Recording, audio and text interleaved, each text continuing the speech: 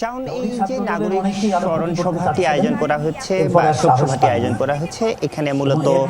বিভিন্ন পেশাজীবী যারা রয়েছেন, পেশাজীবী সংগঠন রয়েছেন, সামাজিক সংগঠন রয়েছেন, সেই সামাজিক সংগঠনের যারা নেতৃবৃন্দ প্রতিনিধি তারাই এই শোক সভায় যোগ দিয়েছেন এবং বক্তব্য এই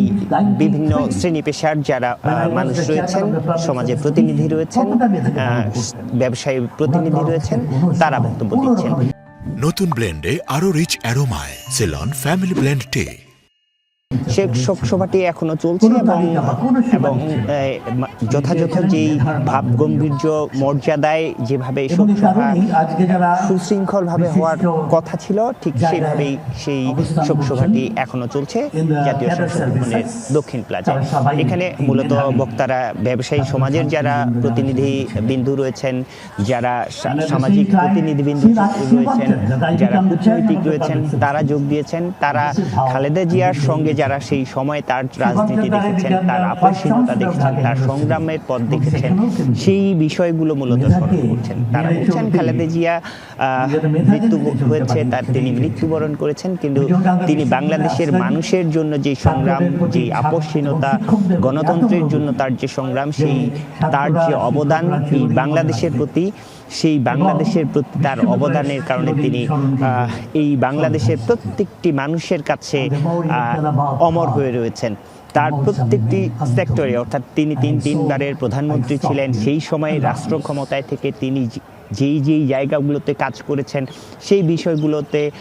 যারা এখানে শিক্ষাবিদরা রয়েছেন, পররাষ্ট্র বিষয়ে যারা কাজ করেছেন, যারা খনিজ সম্পদ বিষয়ে কাজ করেছেন, বিভিন্ন সেক্টরের যারা প্রতিনিধিরা এখানে যোগ দিয়েছেন এই নাগরিক শোক সভায়, তারা সেই সময় তার যে রাষ্ট্র পরিচালনার নীতি, সেই পরিচালনার নীতির কারণে বাংলাদেশ যেই জায়গাটিতে এসেছে সেই জায়গাগুলোর কথা স্মরণ করছেন এবং তারা বলছেন এমন একটি সময়ে তিনি চলে গিয়েছেন যেই সময়টিতে আসলে খালেদা জিয়ার এই সময়টাতে, অর্থাৎ দীর্ঘ সময় পর একটি গণতান্ত্রিক যে উত্তরণের পথে বাংলাদেশের মানুষ সংগ্রাম করছে, ভোটাধিকারের যে সংগ্রাম করছে, সেই সময়টাতে আসলে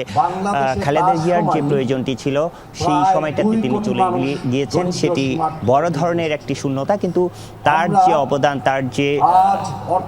আপসহীনতা, সেই জায়গাগুলোকে